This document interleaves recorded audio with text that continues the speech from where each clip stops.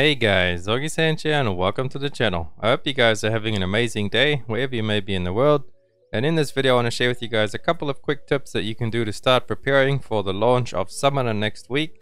So if you have been looking forward to Summoner as much as I have been, then you should stick around to this video and be as prepared as you can and do all the stuff before Summoner comes out next week so you can push her as high as you want, or even main swap her if that's your decision. But before we get into that, if you guys go ahead and smash that subscribe button, we're so close to 3k, trying to hit that 3k mark before the end of the year. I really appreciate all the help from you guys and all the subs and comments and all the love on the videos. Thank you guys so much, and with that out of the way, let's just hop straight into the video now. Alright, so I have this little checklist for you guys that I've made in the background there. See if it's big enough. I'll make it a little bit bigger. And there we go. You guys should be able to see that. So number one, you need to make your summoner, the character itself, and leave it in Trixion to build up rested XP. Today the video will be up Friday. It'll be a little bit late because I had no internet all morning, so sorry about that. But hopefully this gets to you before Saturday or Sunday or that, so you can make your character on Friday, this Friday, and then I'll have full rested by the time Wednesday comes around.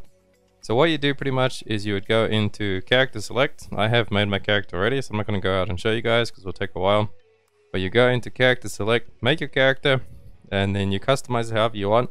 And then as you walk across the bridge to Trixion, you get the book where you've got to choose which class you want to go. Just open the book. You don't even have to choose one of the classes. Then all you do is press escape, switch character, and you change to one of your other characters. And now that character is there sitting in Trixion waiting, and you won't see the rested building up here, but she will be getting the rested building up. So by Wednesday when she actually comes out on patch day, she will have full rested, so you can go into your chaoses and your guardians and whatever and have full rested on her. Nothing major, but it does help a little bit, so every little bit of help, you know, it does help you. So if you can go ahead and do that now before, then go ahead and do that. And you can also just take your time and customize it exactly how you want her, especially if she's going to be a main. So, you know, make her fine, make her perfect like you want it. So that is step number one. You could also use the power pass on in the login screen, but I haven't used that yet. I'm just holding on to it because I'm not sure if it might glitch out or not. So I'm leaving her as she is right there at level 10. And then the next thing is save as many resources as you can /1 in your roster storage. Now I'm going to show you guys what I have been all saving up so you guys can all get an idea. Let me just open up my inventory. So I did take this out of my roster, but this is all roster bound, so it can be switched into my roster at any point. So both of these books you have are from the login event. Those are pretty juicy. They help you tap between 16 and 18. So that's to get you from 1430 I think to 1460. Yeah, because plus 18 is 1460 because plus 19 is 1475. So those are really helpful over there. They do boost it quite a bit. And obviously we'll have the Hyper Express if you are planning to use that on your summoner to get her all the way up to 1445 really quickly. And then these books will help you between 1430 and 1460. Huge help. I mean, it's only 10 and 2 books, but any help is help. And then these books as well. You can save all of these up for the earlier honing. Use the books, use all these materials. You have them lying around. They can always swap between your roster. And then you want to save up gems as well. If you only plan on playing her as an alt, level 5 and 6 gems is more than enough. But if you do plan on maining her, you probably want to try and get at least some level 7s in, or at least level 5s and 6, and then obviously work your way into level 7s, whatever you can do, whatever your roster permits. Run a bunch of boss rushes. That's a really easy way to get a lot of gems. And then the Aura of Resonance, this I believe was from login. Let me show you guys login. Yeah, Aura of Resonance from login, and both of these books were from login as well. So you can save all of the stuff in this login over here. That, all of the stuff you can put to your roster. All of these things I have saved is what you see in the background there. And then a bunch of these other stuff, those I crafted in my stronghold, so the Rhea Fusion materials, that's more stuff there. And these is another good one as well. Let me show you the other boxes. These accessory boxes, these you get from the Challenge Guardians, Challenge Guardian raid over there. You go ahead and look, you get all the stuff, and all the stuff is roster bound as well. So you can save all of these for the accessories, and you can save the ones for the stones as well. Don't open these until you are at least 1415 for the ability stone boxes, because the ability stone boxes will give you relic from 1415 onwards. And then the accessory boxes, they will give you relic from 1415 onwards as well. But then at 1460 there's another higher up box. As you see, the Radiant Inquirer accessory chest number 2 has a little bit higher chance to give you more relics, because the first box over there, the Radiant Inquirer one, will give you relics, and legendaries at like a 50-50 rate, so you get half and half pretty much. But then the higher up one, I believe, I'm not sure exact numbers, but it is obviously more than the 50-50, so you'll get a couple more relic pieces and maybe get lucky. and get that relic accessory that you need with your class engraving on it, depending on which build you want to go. But yeah, save those all for your summoner, put them in your storage, and open them all up. I would try and hold off on the accessory one until 1460, and the stone one you can open up at 1415, obviously, because that's when you get the stones. And the rest of the stuff is really just honing materials. That's all from Guardian Raid and the Guardian Challenge Raid, and also the Guardian Abyssal challenges and stuff like that.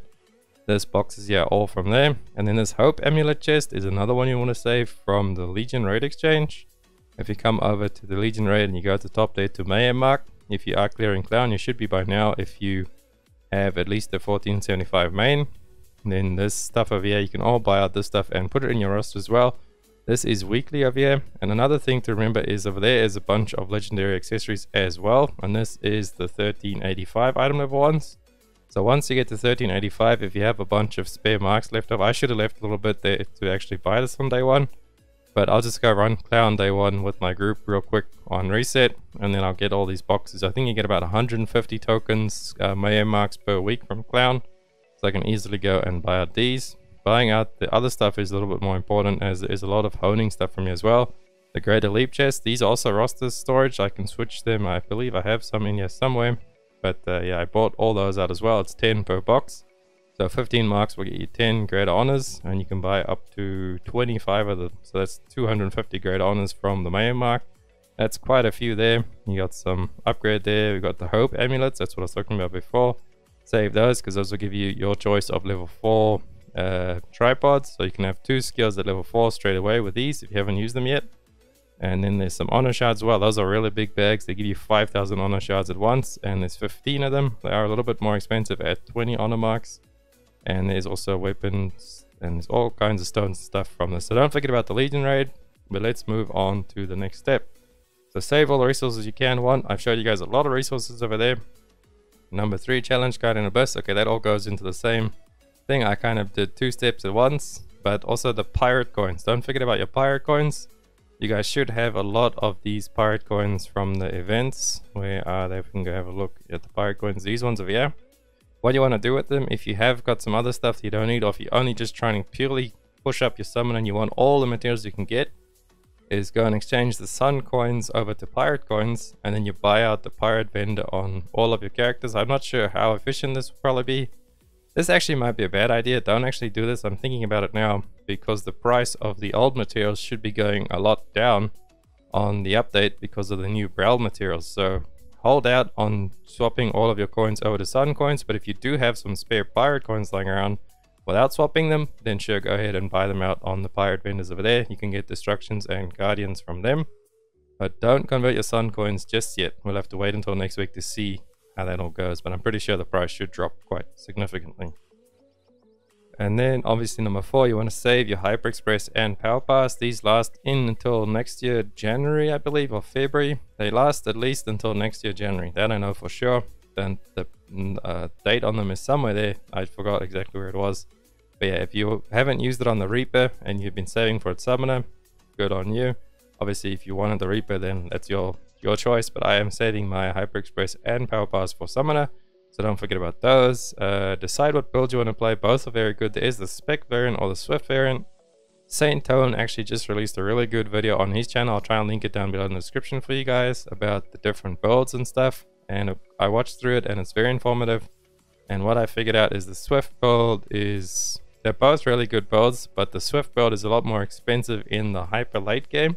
So not so early on. Once you get to like late Brawl or Brawl hard, I believe, then the Swift is a little bit more expensive because you do run double class engraving on it.